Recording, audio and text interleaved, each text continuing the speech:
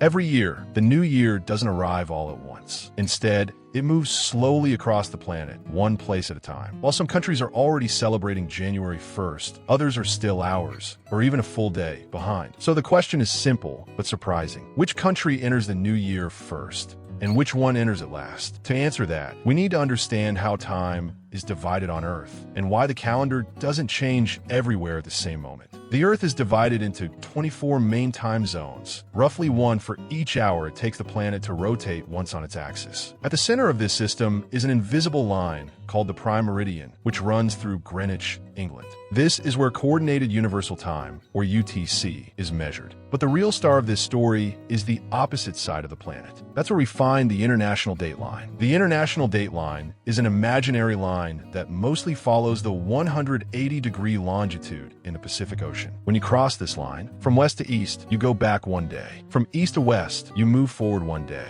This line is the reason some countries see the new year before anyone else, and why others see it last. But here's where things get interesting. The International Date Line doesn't run straight. It bends, zigzags, and curves around countries and islands for political and practical reasons. And because of that, time itself becomes uneven across the globe. The first places on Earth to enter the new year are located just west of the International Date Line in the Pacific Ocean. These places operate on UTC plus 14, the earliest time zone on the planet. The title of first country to enter the new year belongs to Kiribati. Kiribati is a small island nation in the Pacific Ocean made up of dozens of low-lying coral atolls spread across a massive area of water. In 1995, Kiribati made a strategic decision. They shifted their eastern islands, known as the Line Islands, to the UTC plus 14 time zone. This move was made to keep the entire country on the same calendar day. As a result, Kiribati became the first country on Earth to officially welcome the new year. Places like Kiritimati Island, also known as Christmas Island, celebrate New Year's Eve when most of the world is still waking up on December 31st. When the clock strikes midnight in Kiribati, Asia is still hours away.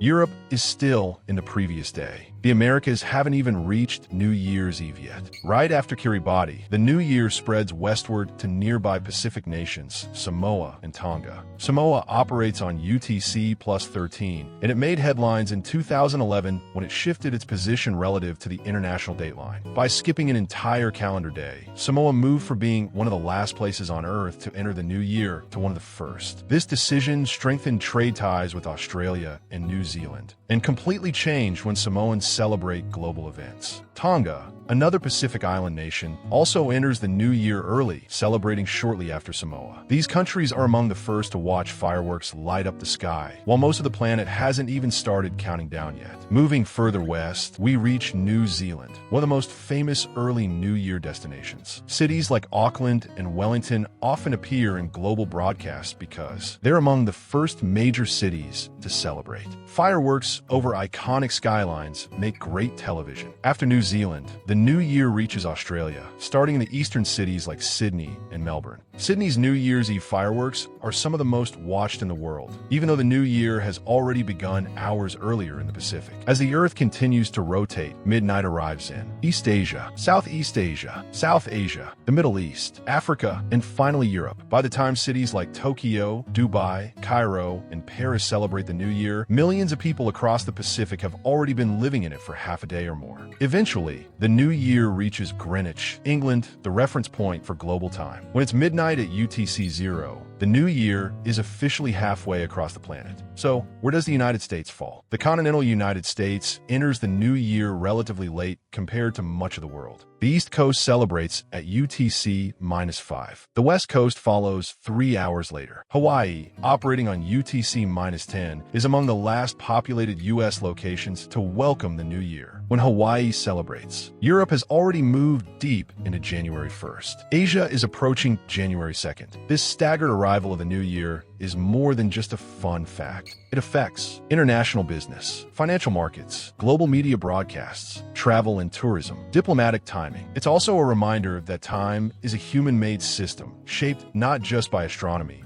but by politics, economics, and geography. Countries choose their time zones based on what works best for them, even if it means bending the rules of the planet. As the new year slowly travels westward, fireworks rise and fade. Clocks reset. People toast to fresh beginnings, but they're not doing it together. For nearly 26 hours, Earth exists in two different years at the same time. One part of the world is welcoming January 1st. Another is still saying goodbye to December 31st. So the new year isn't a single moment. It's a slow wave moving across the planet, reminding us just how vast, diverse, and connected the world really is.